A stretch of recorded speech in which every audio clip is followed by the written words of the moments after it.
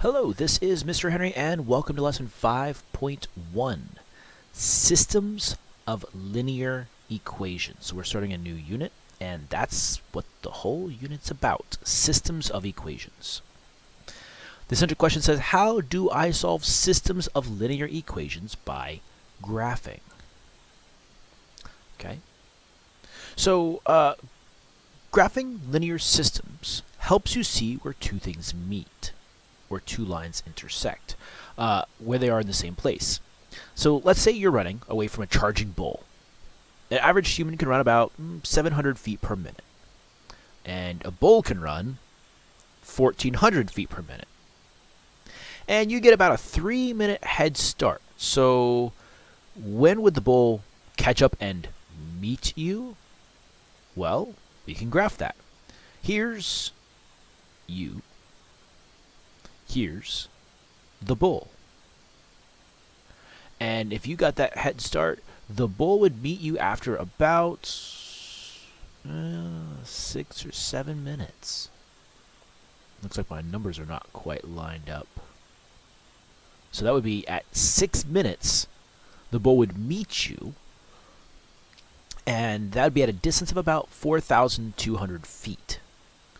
Okay, and so like example would be like the running of the bulls in Pamplona, Spain, where they charge at you. Well, some people get a head start, some people start right away, and they just run down, and hopefully you can run faster than they can, but you can't. We do have two vocab words here. We have the word system of linear equations, so let's figure out what the heck this thing is. A system of linear equations consists of two or more equations with the same variables. So an example would be, I have these two equations. Together, they make a system. So a system is just a bunch of equations in one problem. Okay? And the two equations have to have the same variables. And typically our job in these problems is to find out the solution, which the next word is. And the solution is what x and y variables make both equations true. So it's not good enough just to solve one. The x and y values you come up with has to work in both of them. So a solution is typically going to be an ordered pair, x, y, an x value and a y value, that satisfies each equation of the system. They both have to be true. It is one pair, one ordered pair, that is true in all equations. Okay? And it's going to take, well, us in this lesson, we're going to be solving by graphing. So this is not going to be too terribly hard as long as your skills on graphing equations is not bad. If you don't feel like it's very good, then I suggest you go back and look at chapters 3 and 4. I believe those are the chapters we talked about graphing equations and solving equations and slope and intercepts and that whole thing. Okay? So let's get to it. Example 1. We want to find the solution to the system of equations and check our answer. So here we are. We're looking at a graph of these two equations. These are the two equations that are being graphed. So this is the equation of this line, and this is the equation of that line. And we want to know what is the solution to the system of equations. What x and y variable, or x and y value, makes both of these equations true? The answer is probably what you might have guessed, right there. It is when x is equal to 3 and y is equal to 2. 3, 2. That is a point that makes them both true. For this line here, this point right here, if I plugged into the equation, it's true. So this is the point, 1, 3. So check this out. If I plug in 1 for x and 3 for y, this works. 1 plus 6 equals 7. That was supposed to be a 1. And yes, 1 plus 6 equals 7. So yes, this works. But if I plugged in this point into this equation, it's not going to work. This point is not on that line. If I plug in 1 for x and 3 for y, boom. All right, so 3 times 1 is 3. 3 minus 6 equals 5. No, 3 minus 6 does not equal 5. 3 minus 6 equals negative 3. So this didn't work. This xy ordered pair did not work in this equation. Okay? Likewise, if I would pick some point on this line and I would plug it in into this equation, it would work. Into that equation, it would not work. So what I'm looking for is I'm looking for the point that is on both lines. And we said it already. It's this point right here. It's this point 3, 2. Right here, that point is on both of these lines. That is the one point that would make both of them true. So if I plug in the point 3, 2 here, 3 for x, 2 for y, and I do the math, 3 plus 4 equals 7. Yes. 3 plus 4 equals 7. Check. If I plug in 3 for x and 2 for y in this equation, 3 times 3 is 9, minus 2 times 2 is 4. Does 9 minus 4 equal 5? Well, yes, it does. That is the one point, the only point, that makes these two equations true. Let's do it again. So I'm looking here. I have a nice pretty picture. I have two equations. I'm curious to see what is the point that makes both of these equations true. What is the point that is a solution to both of them? And the answer is, yeah, he's right there. That's the point. That is the point. Well, 1 in x, there's 1 in x, negative 1, negative 2, negative 3 in y. So that's the point 1, negative 3. That will work in this equation because it's on this line. That will work in this equation because it's on that line. It's on both of them.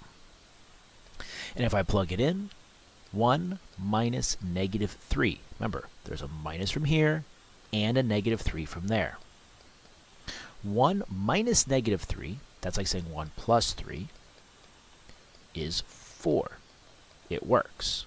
Over here, 4 times 1 plus the, I guess we do it, negative 3 equals 1. 4 times 1 is 4, plus negative 3 is the same thing as saying minus 3.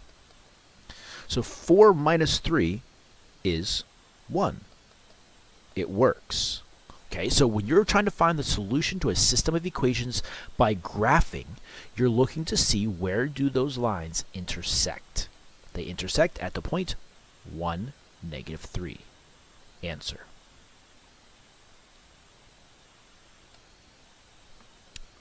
Letter C. Find the solution to the system of equations and check your answer. So this is one for you to do. So the lines are already graphed, the equations would not be there. So find the solution and check it. Plug your answer into both equations and make sure it works. Pause the video, do it on your own right now. When you're ready to continue, hit play, and we'll go through it together.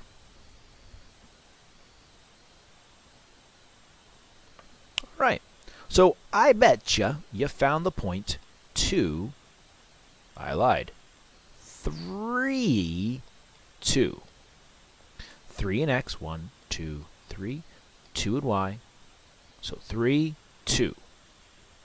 And if we plug in the point 3, 2, 3 plus 2 equals 5, yes, and negative 2 times 3 plus 2 equals negative 4. Let's see, negative 2 times 3 is negative 6.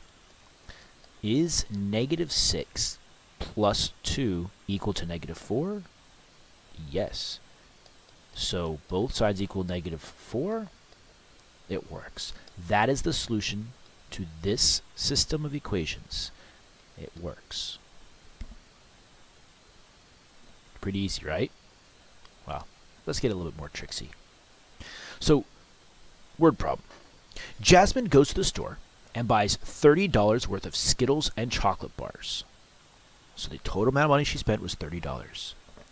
The chocolate bars are $2 a bar. The Skittles are $3 a bag. If she bought 5 more chocolate bars than bags of Skittles, then how many of each did she buy? Now, this could be solved multiple ways. This could be solved using a table. You could just make an XY table and say, well, X is my Skittles and Y is my chocolate bars, and you just start making up some numbers until you get $30 and make sure you have 5 more chocolates than Skittles. The problem is that's a lot of pieces to worry about. The cost of the Skittles, the cost of the chocolates, making sure you have 5 more chocolates than bags of Skittles, and all that stuff. It can be done. Don't think it can't be done. It can.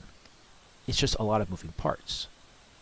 What would be easier is if we set up a system of equations and graphed it and then found our solution that way. It'll be a little bit quicker. So check this out. I know, well, this is like my verbal model. So the total amount of money that was spent is equal to the amount of money spent for chocolate and the money spent for Skittles. Those are the 2 things that Jasmine bought. It says in the problem that she spent 30 buckos. Now, how much did she spend on chocolate? It doesn't give us an exact number. It says she spent $2 per bar. So every bar was $2. So that's $2 times by the number of chocolates. So if she bought 2 chocolates, if she bought 2 times 2 would be $4. If she bought 5 chocolates, it should be $10, right? Well, if you'd plug in 5 here, 2 times 5 would be 10. Plus the amount of money she spent for Skittles. It says those are $3 a bag. So $3 for every bag of Skittles. I'm not going to use an S because S's look like 5s. I'm going to use a B for bag. Okay, so $2 for chocolate bar plus $3 for bag of Skittles. All that together should equal $30. This is one of my equations. If I graphed this dude, I would get a line that looks something like that. Somewhere along this line is the combination of the x and the y variable that would give me my answer. Now, that's still some guessing and checking involved. Our second equation will help us narrow down to find exactly where they crisscross. Because the second equation says there are 5 more chocolate bars than bags of Skittles. Now, a lot of people think, oh, you take chocolate... It says there's 5 more chocolate bars than Skittles. A lot of people look at that and go, oh, so I take chocolate plus 5 equals my bags of Skittles. That doesn't work. Think about it. Let's come up with an example. Let's say that there are 10 chocolate bars. So if you plug in 10 here, that means she had to have 15 bags of Skittles. Is that what it says? There are 10 chocolate bars, so there's 15 bags of Skittles? No. There should be 5 more chocolate than Skittles. So this number should be bigger than that. So if we flip-flop a little bit, the number of Skittles plus 5 equals chocolate. So I'm playing pretend. Okay? Let's say she bought 10 bags of Skittles. 10 plus 5 equal 15. Is this 5 more chocolate bars than bags of Skittles? Yes. That's how we know that this setup is the correct setup. I threw in a number just to see if it worked. Now, what variable did we use for the number of Skittles that she bought? We used B for bags of Skittles. And what variable did we use for the amount of chocolate she bought? Well, we used C. This equation here is my second equation. That would be this one. And if I would solve and graph this guy, these two together will give me my solution. So here we have the graph. And you, I believe, have this graph on your paper as well. So this top equation is this line here, where the y variable, this would be my Skittles. My x variable looks like it's my chocolate. I'm going off of my last page where I had this. Skittles, chocolates, chocolates, Skittles. So this equation would be, this is my chocolate, this is my bags of Skittles. So the reason why we change it to x's and y's instead of c's and b's is because, well, when you're graphing, There's no C axis or B axis. We like using X's and Y's because they're familiar. So I basically just said, you know what? I'm going to use X is going to be the number of chocolates. And Y is going to be the number of Skittles. So in my equation, I made sure that Y were the Skittles and X were the chocolates. And so I graphed it. If I had those two flip-flopped, if I said Y is the chocolates and X is the Skittles, that's fine.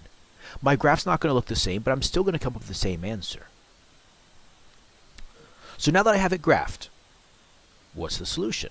Well, where does this equation and this equation intersect? Where do they have the same values? Answer is right there. So when my x variable, x value is 9, and my y value is 1, 2, 3, 4, at the point 9, 4, 9, 4, 9 in x, 4 in y. So if I'm going back to my thingy up here, my labels, 9 is my x variable, 4 is my y variable. So she bought 9 bars of chocolate and 4 bags of Skittles. And if we check, is 4 plus 5 equal 9? I'm taking these guys, plugging my y in for y, x in for x. Does 4 plus 5 equal 9? Well, yes, sir, it does. In my second equation, if I take 2 times 9 plus 3 times 4, do 9 chocolate bars and 4 bags of Skittles, their costs add up to 30 bucks. Let's see. 2 times 9 is 18. 3 times 4 is 12. Is 18 plus 12 equal to 30? Yes, it does. So that is the combination of chocolate bars and Skittles that makes this equation true and this equation true. She bought 9 chocolate bars and 4 bags of Skittles.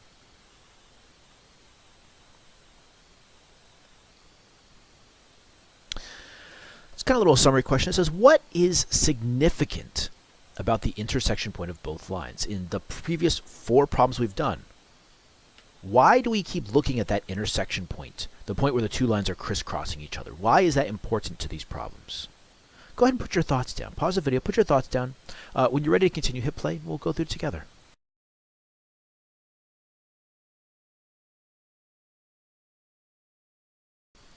So, did you say it's important because that intersection point is the point that is true for both equations? It is a point that is a solution to both equations. It is the one point that makes both equations true. That's why it is the answer to this system of equations. If you didn't, maybe you want to rewind the video a couple seconds and write that down, because that is the answer. That is why it's important. It's where the 2 lines intersect that is a solution to both equations, so therefore is the answer. It is the solution to the system of equations. Example 2, a little bit trickier now, because now they don't have our graph for us. They've given us equations, they've given us graph space, they want us to graph it. We need to solve the system of equations by graphing. So this goes back to what we were doing back in, well, some of those older chapters. We need to find where to graph these lines. So I'm going to start with the easy one first, this guy, because I know that this is my slope. I know this is my y-intercept. So the line here, this line, crosses the y-intercept at -4. 0, 1, 2, 3, -4.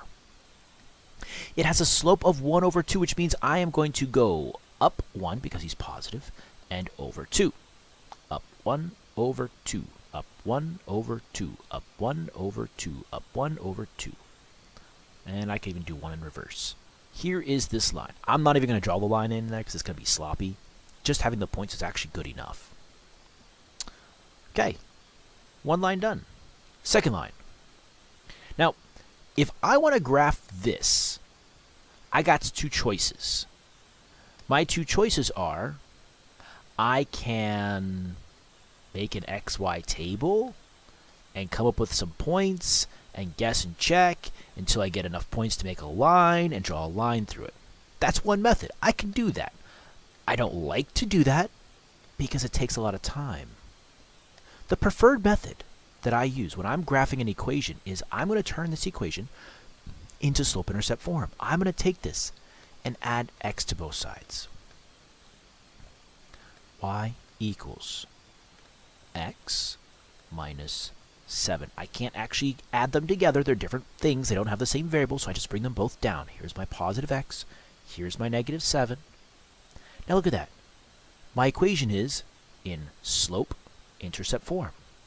By the way, the slope here in front of the x is a 1. So my equation, my graph here, is this guy's going to cross the y-axis at negative 7. That is his y-intercept. So 0, 1, 2, 3, 4, 5, 6, negative 7 is where he crosses. And he has a slope of 1 over 1. That's up 1, over 1. Over is always to the right, just like you read a piece of paper. Up 1, over 1. Up 1, over 1. Up 1, over 1. You see they're getting closer. Oh, whoa, whoa, whoa, whoa, whoa, whoa. Spoke too soon. They're getting closer and closer, and boom! Intersection. And because it's nice practice, I'm going to continue my line. So I've actually found where these two lines intersect. These two lines cross at that circled point right there.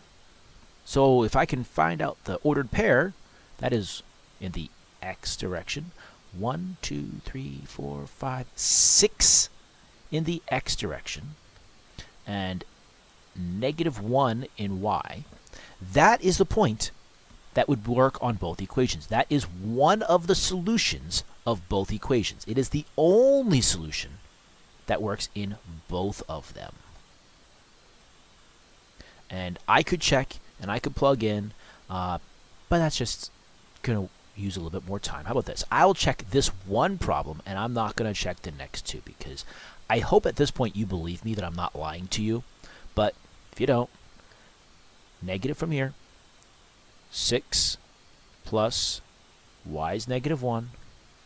Does that equal negative 7? Does negative 6 plus negative 1 equal negative 7? Why, yes it does. And in the other one, if I plug in 6 for x and negative 1 for y, is 1/2 of 6, which is 3, minus 4 equal to negative 1? Well, 3 minus 4 does indeed equal negative 1. So this also works. I found the point that is a solution of both of them. So the red line, the red dots are all solutions to this one. The blue dots are all solutions to this one. And this one boy right here, he is a solution to them both.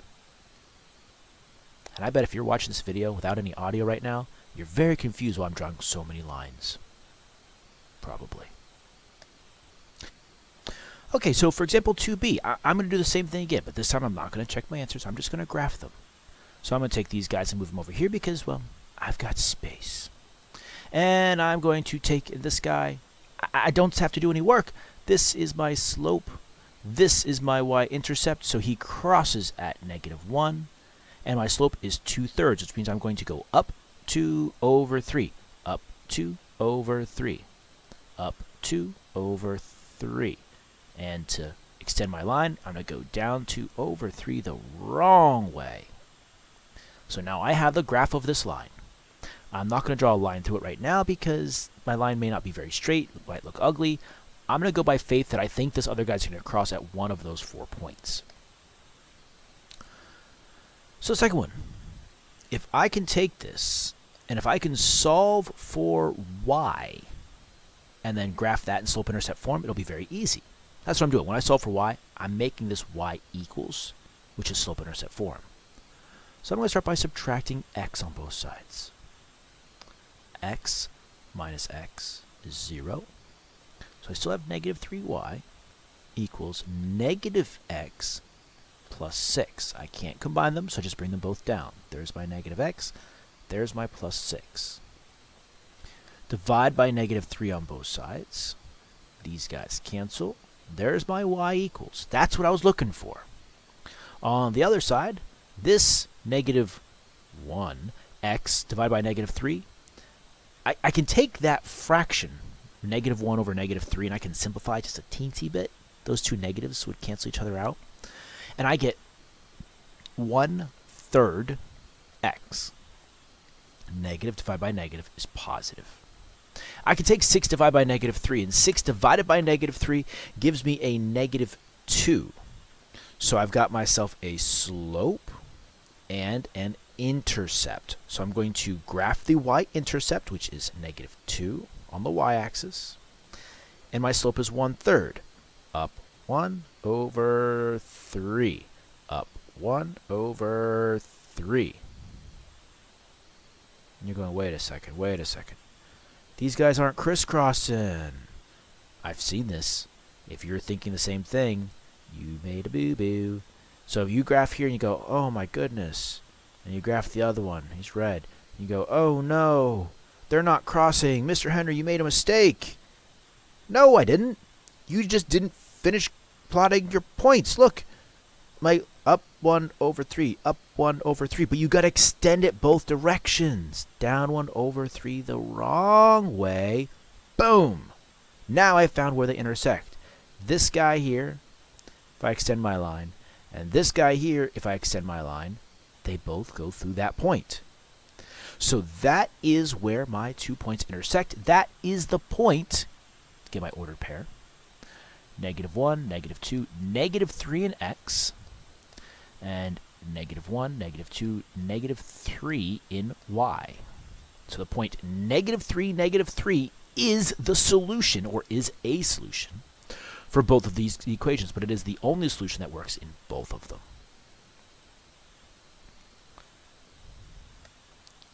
Here's one for you to try. This is example 2, so the two equations are down below here. If you could please write them down, graph them on the space provided, and when you're ready to go through them together, hit play and we'll do it together.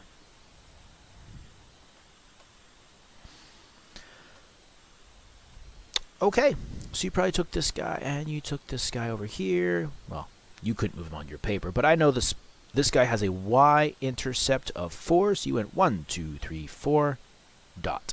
This guy has a slope of 1/2, so you went up 1 over 2, because that's what the slope says. Up 1 over 2. And you went the reverse of it. You made your line extend from one side of the graph to the other. Nice, perfectly straight line. It's the same pattern. The other guy, we had to solve for y, so you subtracted 2x on both sides, giving you y is equal to negative 2x plus 4. Hey, that only took one step. So that makes this guy the slope, this guy the y-intercept. So now when I graph, I'll use red. When I graph, this guy crosses the y-intercept at 4. 1, 2, 3, 4. Boom. Has a slope of negative 2 down 2 over 1, right?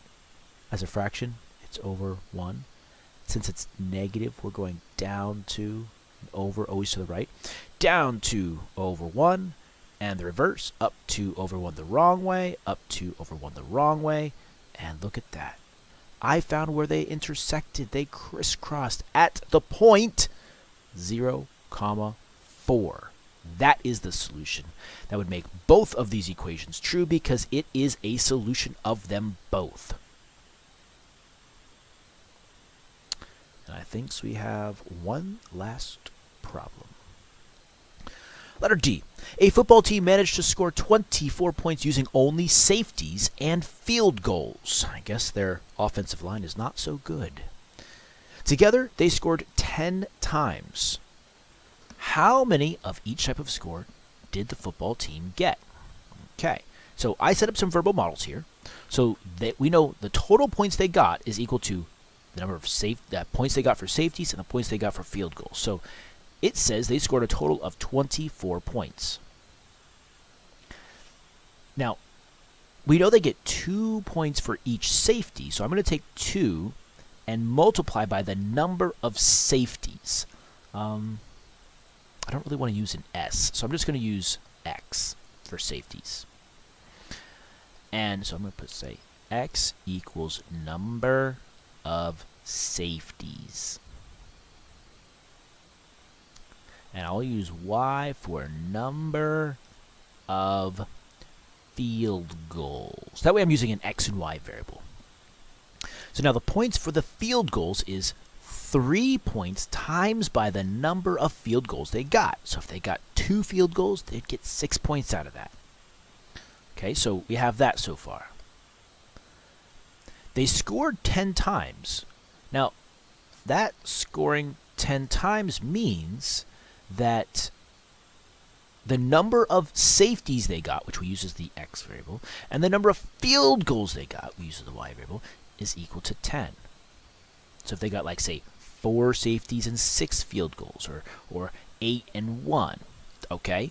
Or, no, 8 and 2 make 10? Yes. So the number of safeties and field goals together has to equal 10. Now, if we take those two equations, here they are, and we graph them,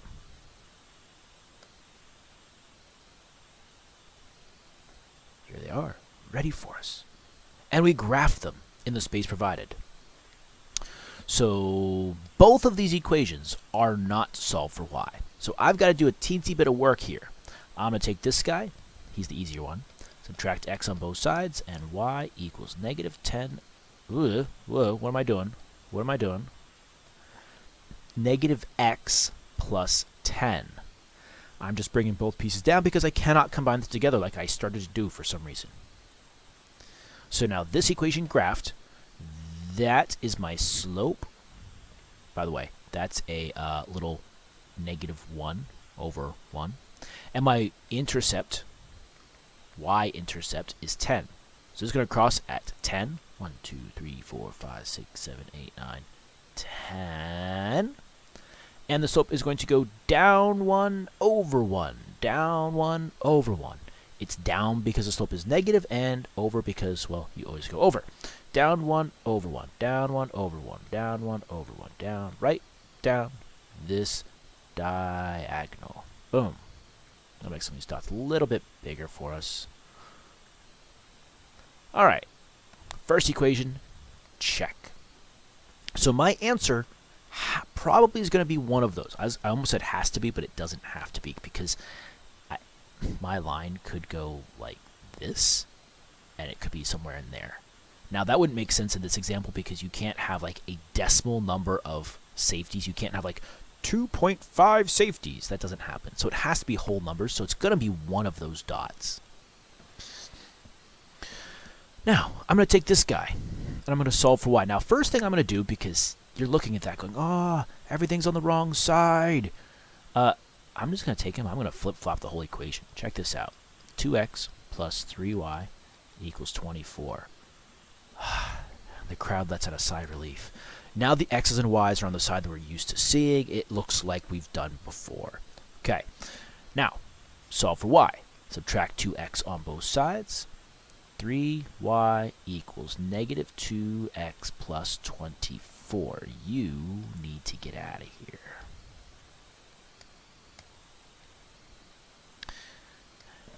To solve for y, I need to divide by 3 on both sides. So y is equal to negative 2 over 3, because that doesn't divide evenly, so I just put it as a fraction. Negative 2/3 x plus 8.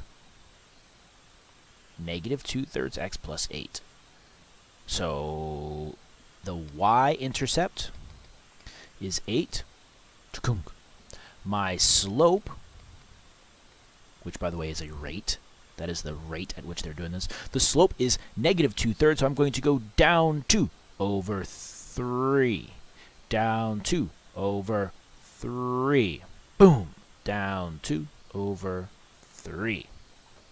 And I don't even have to draw the lines in there because I can see that's where they intersected. That's where they crossed. I had 2 points that were directly on top of each other.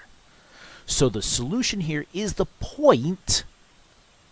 Let's see. My x value is... What did I do? My x-axis, y-axis. My x value of 1, 2, 3, 4, 5, 6 in the x direction, and 1, 2, 3, 4 in the y direction. So when they got 6 of the x's and 4 of the y's, you know what? I don't remember what those were. Well, x's back here, we said x was the number of safeties. So they got 6 safeties and 4 field goals. Now, you football people out there, that first I can tell you 6 plus 4 equals 10. It said they scored 10 times. 6 plus 4 equals 10. And does that equal 30 points? Well, if each of the safeties is 2 points, 2 times 6 makes 12. If each of the field goals is 3 points, 3 times 4 equals 12. That's a total of 24 points. So that's the combination of safeties and field goals needed to get us our 24 points. We took a word problem, used our verbal model to write it out into an equation. We even defined some variables. We use our own variables, x and y, instead of like s and f. We graphed it on the space provided. We found the intersection point, and we interpreted our solution to be 6 safeties and 4 field goals. Okay, summary of the lesson. It says, if you have a graph of 2 linear equations, how do you find the solution to that system? This has been lesson 5.1. Thank you for watching.